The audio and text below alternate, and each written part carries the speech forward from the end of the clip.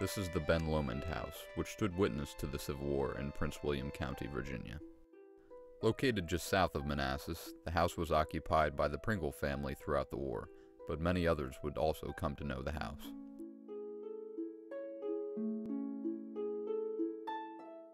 This house is going to become very important to both armies at one stage or another during the 3 years of war when Prince William County is effectively the front lines in the American Civil War.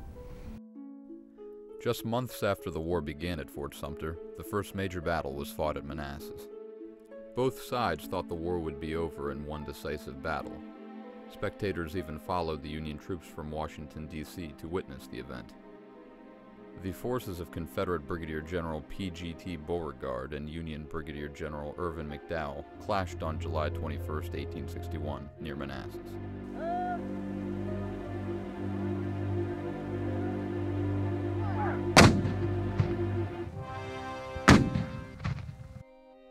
Brigadier General Joseph E. Johnston reinforced Beauregard. The Union attack was repulsed, and the Army retreated back to Washington.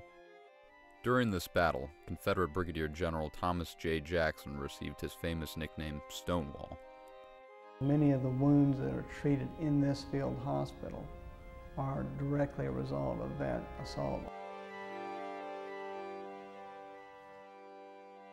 Almost every available house in the vicinity was used as a field hospital, marked by a red flag out in front. The yard of Ben Lomond would have been sadly similar in the days following the battle. After the battle, surgeons in the area had to work around the clock to treat over 2,000 wounded soldiers. At a nearby field hospital, the Portici House, Fanny Ricketts visited her wounded husband James Ricketts and described the gruesome scene. Downstairs, there are some 40 men in various stages of death or possible recovery. Blood runs on the floors. The smell is dreadful, but no words can describe it. Most of these surgeons are going to have a hard time in 1861 getting all of the supplies that they needed.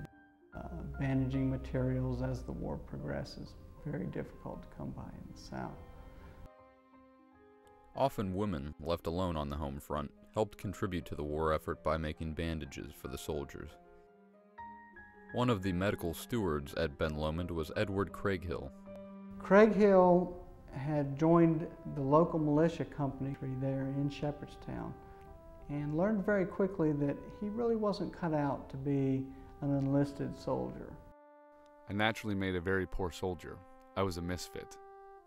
Since he was a recent medical school graduate, he would be reassigned as a physician soon after. The man who was in this room, Mr. William Fitzhugh Lee, actually had a shrapnel wound to the chest.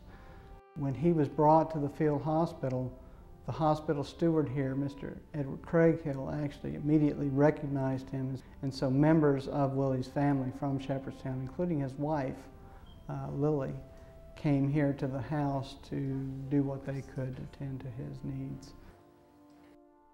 Another native of Shepherdstown, Robert Lucian Page, was treated at Ben Lomond for wounds to the arm and abdomen.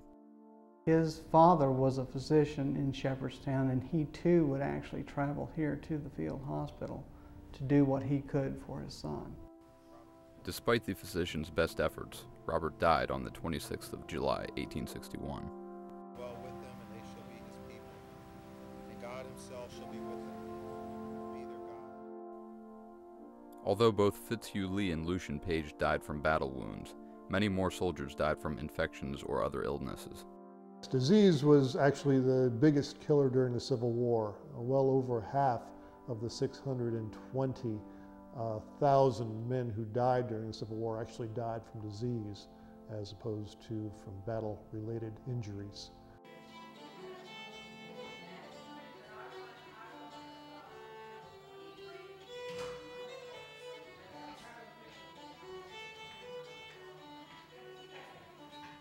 This house would become occupied by the Federal Army starting in March of 1862. We understand that it was actually used as a headquarters as opposed to a hospital. This room, the parlor in the Ben Lomond house, was converted into a bunkhouse. And as a result of that, we see evidence of the soldiers writing on the wall.